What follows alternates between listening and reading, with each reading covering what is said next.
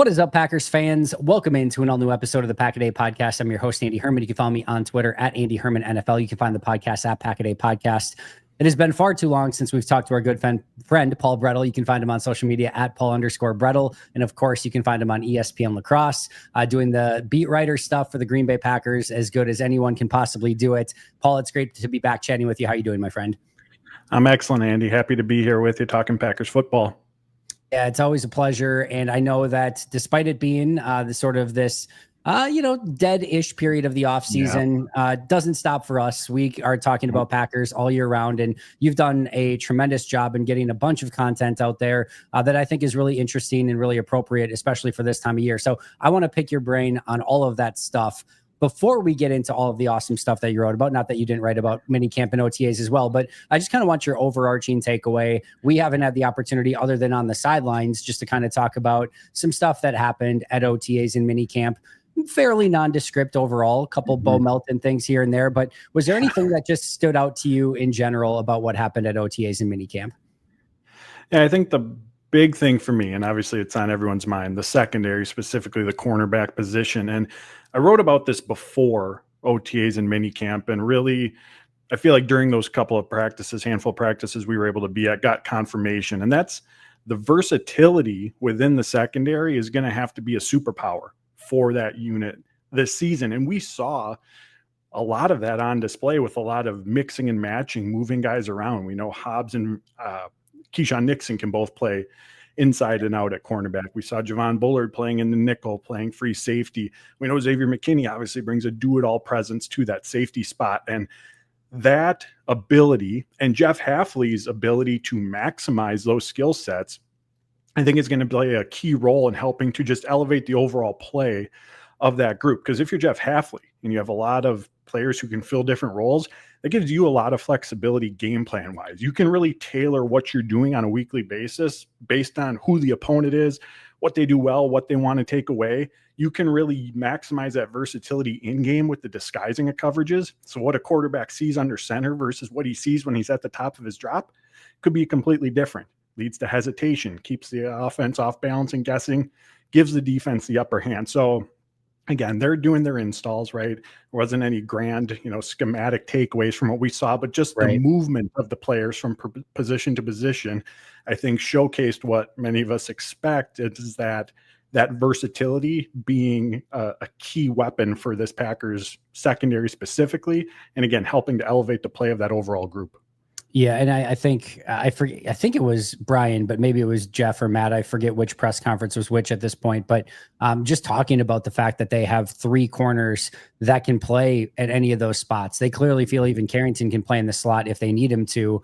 And I do think that really creates some interesting mixing and matching where if you get against the Vikings, for example, and you want a specific corner lined up across from, Jordan Addison or Justin Jefferson, or you want one corner that's on the weaker of the three wide receivers, you have the ability to kind of move those pieces around. Now, it's not to say that Minnesota can't then mess with you and send guys in motion and do some other stuff. And if you're in zone, you might be a little bit more static, but you can at least start in some situations with players where you want them to be to match up specifically against maybe some unique matchups on the other side of the field. So I think that versatility is going to serve them very well. And of course, Javon Bullard's a piece of that. Also, to your point as well, the safeties, Evan Williams and Xavier McKinney, just what you can do with those two guys at the safety position coming up and playing. We saw some inverted cover 2 stuff this past year. All of that stuff just gives, unique options for Jeff Hafley. And I'm a huge believer, the more unique options you give Jeff Hafley, the better this defense is going to be, because he's going to find ways to utilize those.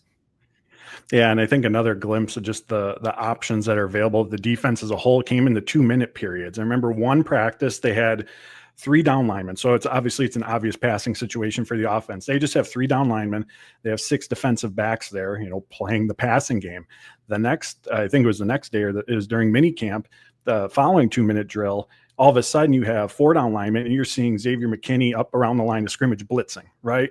To try to, in this obvious passing situation, force the offense's hand rather than letting the quarterback sit back against a 3-man rush. You're doing the dictating now, trying to get after them, speed up that process and create havoc that way. So that regard as well, we saw the just differences, the different options that Hafley has in really the same situation in how he can attack opposing offenses. And that's, again, very small example, but I think it's a peek into what we're going to see from this defense this season, especially with it being year 2 and just the continuity of the framework has obviously been established. Hafley knows what each of these players can do, where they fit well. The players understand the defense of scheme really well, what their roles are, what the roles are of everyone around them. And now it's building upon that and taking it to that next level.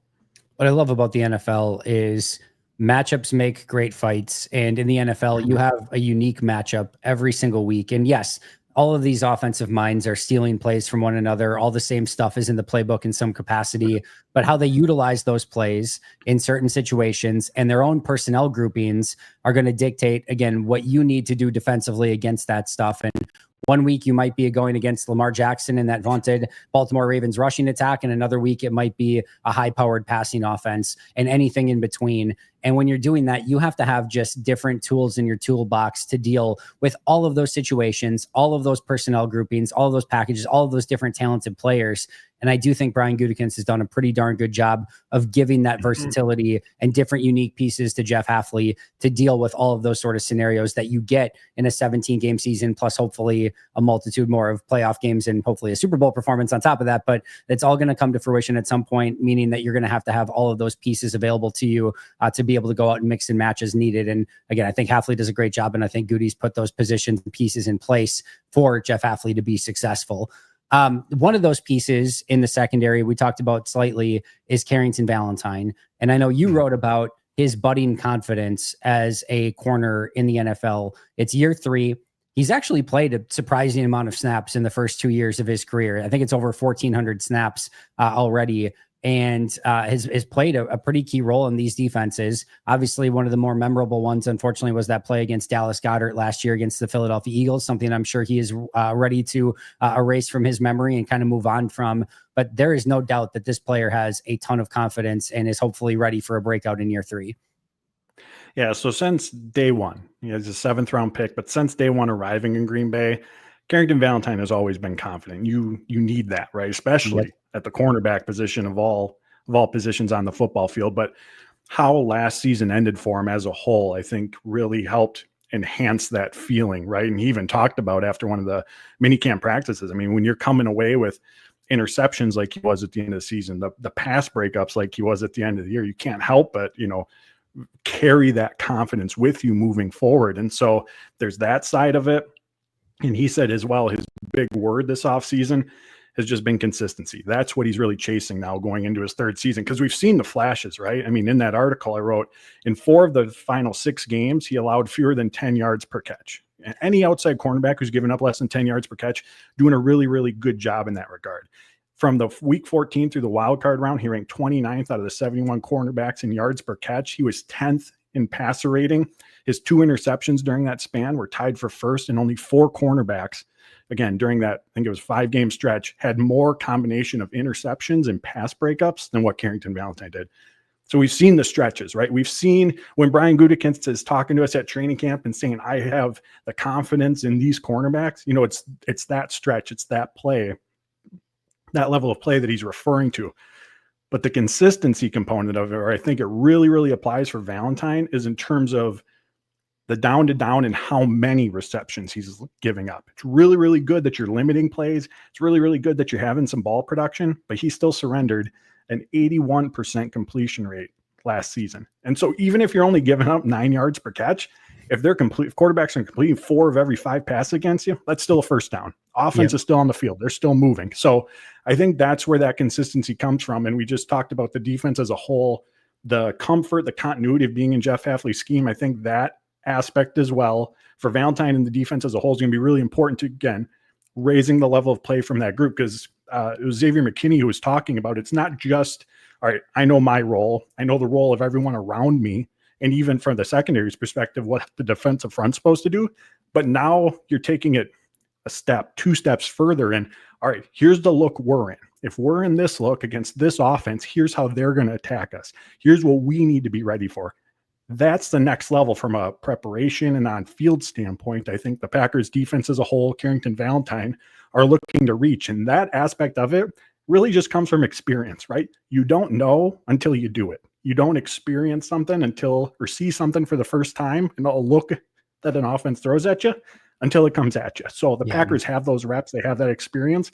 And again, with Valentine, the confidence, the consistency, I think this can be really important for him.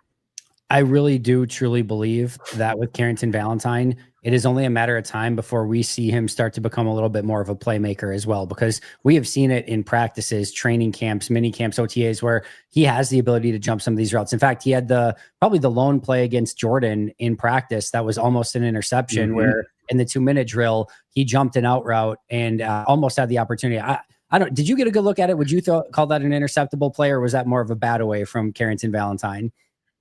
I would call it an interceptable play. And, Okay. and after that practice, because I think wasn't the next play the play to Hardman down the field? I think it was if it's not the next one, it was one right after it for sure.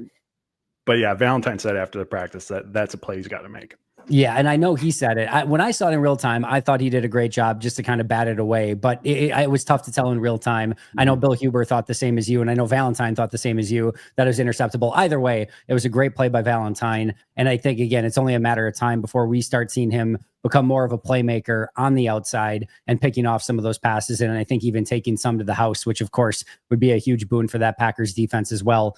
Sticking on the defensive side of the ball, one of the players, and just in general, of course, we know that if the defensive line can take a step from a pressure standpoint, that's going to make a lot of this defensive back conversation a whole heck of a lot easier, because if you're getting to the quarterback quicker, it makes everything on the secondaries end a whole lot easier. Devonte Wyatt can be one of those players that hopefully has a much bigger impact on the interior of the defensive line, is getting a little bit more pressure and having that impact that I think we all know he's capable of, but we just haven't seen it in large stretches. How do you think he can play this year, and what type of impact can he have for this Packers defense? I mean, they're going to need him to have a big one. And the fact that they picked up his 5th-year option for the 2026 season tells us that internally they believe he can. And Matt LaFleur even said, like, we've seen stretches of really high-end play from Devonte Wyatt. I mean, weeks 1 through 3 last year, he injured his ankle in week 4. He was 10th among all defensive linemen, interior defensive linemen pressures, first in sacks. Then following that ankle injury, like the next 6 games, he just wasn't quite himself until the end of the year. And then in weeks 15 through 18, he was again back during that stretch, being tied for 7th among all defensive tackles in pressure. So that's the player that you're going to need over the course of a 17-game season. And also, not to be overlooked either, is without TJ Slayton in the middle, Devonte Wyatt, and it's not only on Wyatt, it's going to be Brooks, it's going to be Wooden, he's going to have to take on a larger role in the run game this season, because for the most part, the majority of his snaps have been on passing situations. You have Kenny Clark, you had TJ Slayton as your early down guys. Obviously, Kenny Clark was out there for all 3 downs more often than not. But now you're going to need TJ Slayton Devonte Wyatt to step into that more run defense specific role to pair with that pass rush combination. So he's obviously going to play a really, really big role in the success of the defensive line as a whole, because best way to wreck any play in football, quick push up the middle from that defensive tackle position. When that's happening, everyone around that defender is going to benefit from his level of play. And one other just side note on the defensive line play as a whole, I thought it was really interesting. I remembered earlier this offseason, Matt LaFleur was asked about, getting back to rushing 4, right? We talked about that a lot last year, right? Jeff Hafley defensive line, get off the ball, get into the backfield as quickly as possible. Yep. But as the season progressed, because the pass rush wasn't as effective with that 4-man front, we saw more blitzes. We saw more simulated pressures, right? More stunts from Jeff Hafley to help facilitate getting after the quarterback. And Matt LaFleur said earlier this offseason, he doesn't necessarily want to go back to just rushing 4, because from an offensive perspective, there's not a lot to prepare for in that regard, right? Obviously, if the defense lineman beats the offense lineman and is in the backfield instantly, it's going to matter. But in terms of a schematic standpoint, it's different. There's less to prepare for in that regard versus blitzes, versus simulated pressures, versus all the movement up front. And Kenny Clark, to that note, said that the style of play from this defensive line this season is going to be closer to what we saw a couple of years ago before Jeff Hafley got here, where it was kind of more of that, more read and react, right? Style of approach. So that's going to be one thing, and we'll try to glean as much as we can in that regard when training camp's here. But that's one thing for the defensive line unit as a whole to keep our eyes on as the Packers evolve within this Jeff Hafley defense, which he does an excellent job at as well, and try to get more pass rush consistency from that group. I am really excited to see what year 2 of Jeff Hafley looks like, because I do think there is going to be an evolution of the defense. And I think you hit on a couple of those things. I also think DeMarcus Covington coming in is going to change some things as well. And I'm really just kind of interested. Some of the rotations up front on the defensive line and even, defensive end and defensive tackle were really interesting. And you would end up with some lines that just, I'm wondering if Covington changes up some of that as well. And more importantly here, Devonte Wyatt, who they just picked up the 5th-year option on. This is a player, Paul, who played 366 snaps only this past year. And when I saw that and I went and looked at him, like, oh, he must have only played like in 10 games or something like that. Maybe he was a little bit more beat up than I thought. He played 15 games and only had 366 snaps, only 24.4 snaps per game. He only had 3 games in which he was over 30 snaps. And his most snaps in a game was only 36, which was week 1 against Philly this past year. So this is, to me, just a player in Devonte Wyatt that not only needs to take that step as a player, obviously, but they have to get him out on the field more. He is a good player. He needs to be better against the run, like you mentioned, but his pass rush is just too good to have on the sidelines for that much period of time, or that period of time. And 24.4 snaps per game is simply not good enough. So I think just playing Devonte Wyatt more can help this defensive line just in and of itself, even without having to do a whole heck of a lot else. Yeah, one other thing I'll add about this unit, and again, this is a time of the year where we love to talk about guys to watch, right? And so for me, one of those players is going to be Kobe Wooden. Again, OTAs, minicap, pads aren't on. Evaluating play up front is a nearly impossible task this time of the year. But in some of those more competitive periods, there were a few instances, 2 minute, the red zone. There were a few instances where I saw Kobe Wooden getting into the backfield. Yep. Devonte Wyatt, when just asked about the defensive line unit as a whole, what to expect this year, how to improve, one of the players he brought up on his own was Kobe Wooden, and the play and just what he's seen from him this offseason. And Kenny Clark even mentioned Kobe Wooden playing some nose tackle this upcoming season. So he's someone, again, these are players going off script, right? They're not being asked about Kobe Wooden, but they're bringing up Kobe Wooden. We're seeing it a little bit in OTAs and minicamp, some flashes here and there. So he's someone as well. I'm going to be really intrigued to see kind of what this season, this training camp looks like for him. Anytime a player, whether it's from a coach or another player, gets brought up, not asked about, the antenna just goes up a little bit more of like, oh, okay, whether it's good or bad, if you all of a sudden get that player that's brought up out of nowhere, it's like, we didn't even ask about that. We're getting this information. That's a little bit more telling, because it's a little bit more organic, a little bit more real than when they're being put on the spot and asked a question. So it's always good to see some of that stuff. I want to stick on the defense just for a couple more before we jump over to the offensive side of the ball.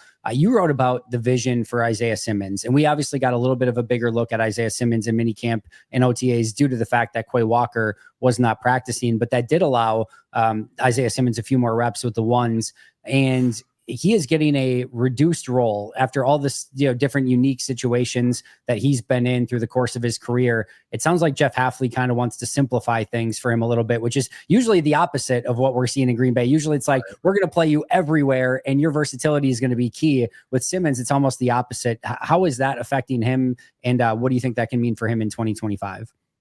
Yeah, when the news broke that they were signing him, the theme to my article about the signing was the versatility, just the options that are out there.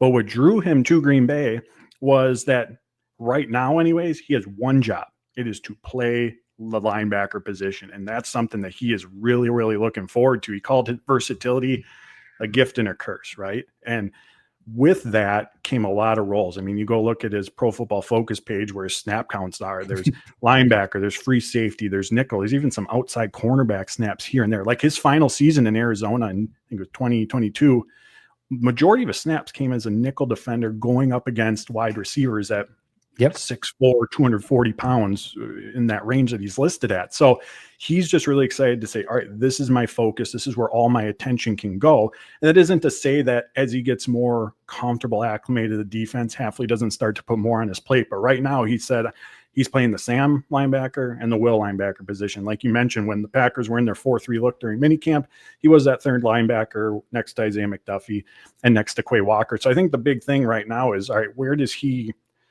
fit into this linebacker room? Because it's a pretty established room. You have Quay, you have Edgerrin Cooper, McDuffie's back, even Tyron Hopper.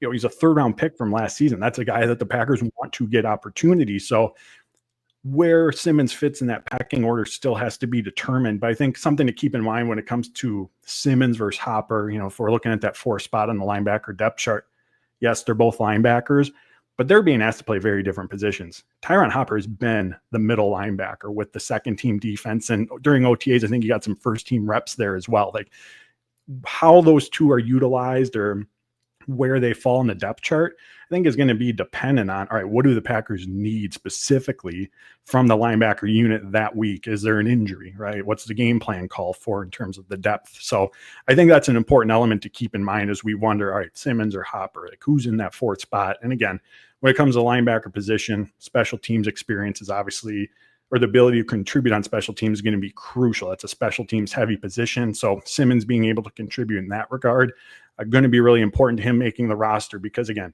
he's a top 10 pick, free agent signing, but a 1 year, $1.17 million contract. He's not a roster lock. He's going to have to go out and earn that opportunity.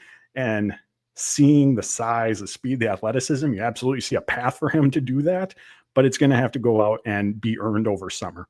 I think so too. I think his best way to earn that is on teams. I think he can honestly be the Packers' best special teams player if he puts his mind to it. And I think Rich Bisaccia is going to really enjoy him on teams as well. But there's something there at linebacker, whether that amounts to anything and whether or not you want him out there. If you have Quay and Cooper and Hopper and McDuffie and those guys maybe just ahead of him, that could certainly be the case. But I do think there's some unique ways to utilize him. There were 2 plays in New York this past year where he lined up at linebacker and it looked like a normal defense. And then the safeties came screaming up and he went back, Isaiah Simmons went back and played single high safety on the play. So I guarantee you, Jeff Affley's looking at some of this stuff with Simmons and just salivating at some of the things that you could do, even with him as a true linebacker, that are just unique, whereas most linebackers can't do some of that stuff. So I'm really excited to see if he does earn that spot on the team and if he does get an opportunity, again, just how Jeff Affley kind of goes about unlocking him. Staying at linebacker for a second, Paul, one of my favorite moments of training camp from 2024 was Edgerrin Cooper shoots into the backfield on a play. I believe it was like a toss or a sweep to Josh Jacobs, and it gets there in a millisecond, and it's like a 4 or 5 yard loss on the play. And you and I are standing next to each other, and without saying a word, we just look over at each other, and it was like, that's different. Like it just, you knew it immediately. Like you don't see that from the linebacker spot. He just came screaming like an absolute missile. And it was almost like in that moment, you're just like, all right, like you can just see it. Like we don't know exactly how it's going to end up, but you kind of know there's something special there. And now that we get into the regular season, he has a phenomenal regular season once he gets to play a little bit more. And now we're going into year 2. There's never a guarantee that always carries over, that he takes that second year jump or anything like that. But to me, Paul, the sky is the limit for Edgerrin Cooper, and maybe the player I'm most excited to watch in year 2.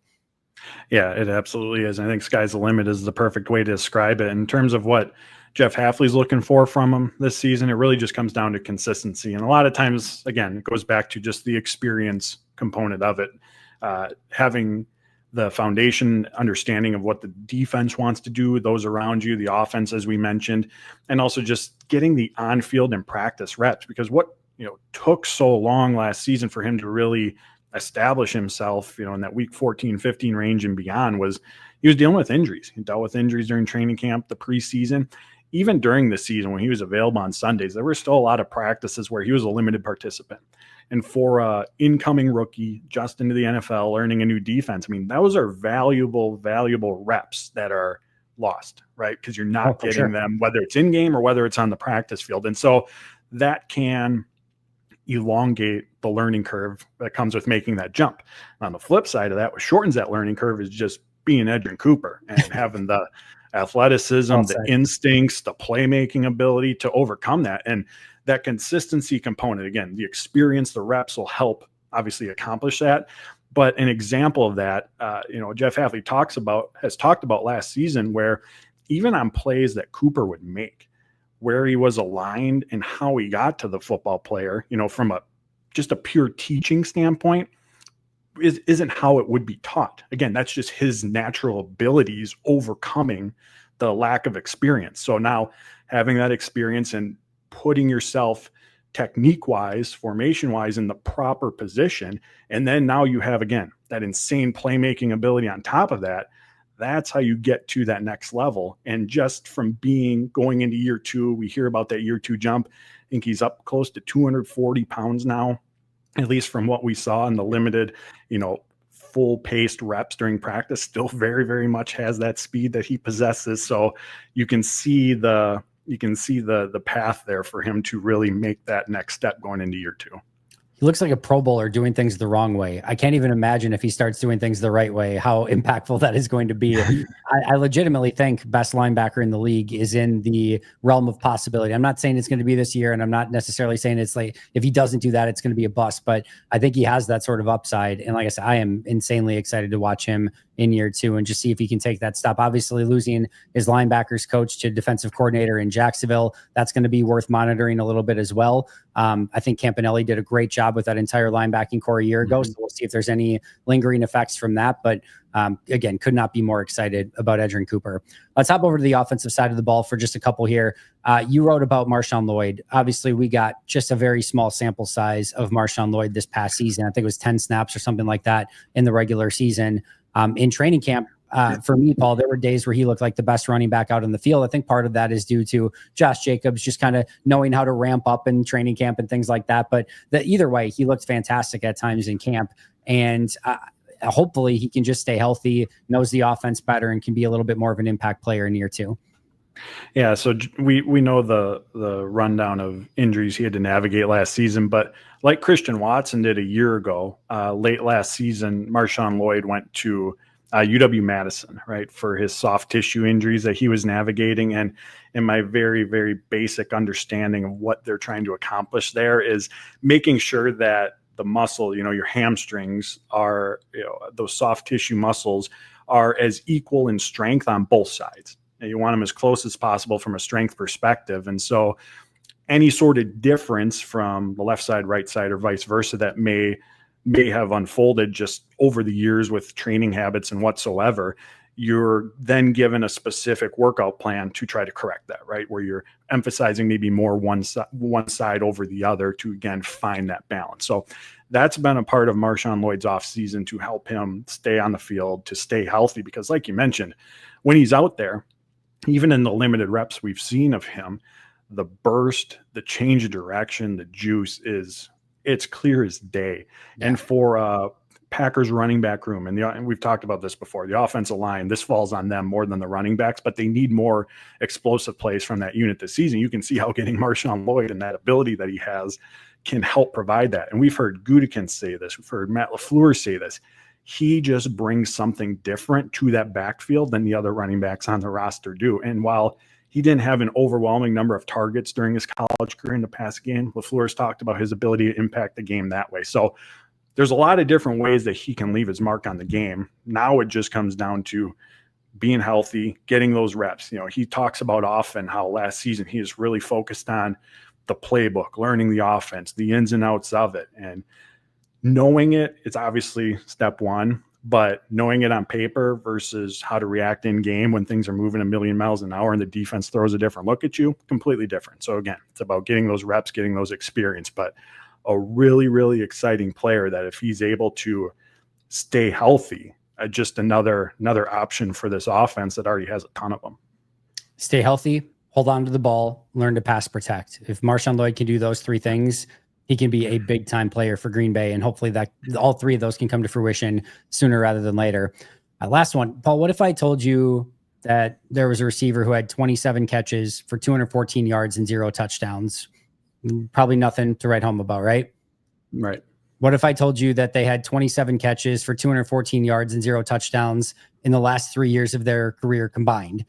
Probably very not like you would not. We're not even talking about. Not going to jump off the page, right? Exactly, right.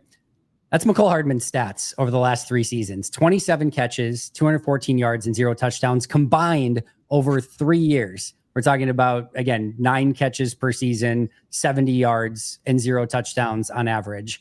So to get hopes up or excited about that player who has a pretty sizable body of work, and we kind of know who he is at this point, is probably a little bit foolhardy.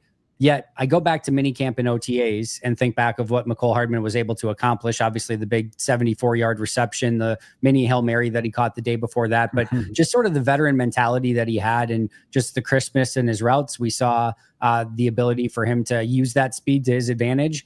He looked good out there. So I don't want to overhype a player that, again, is probably not going to bring something crazy to the table. But at the same time, really good OTA and minicamp for McCole Hardman.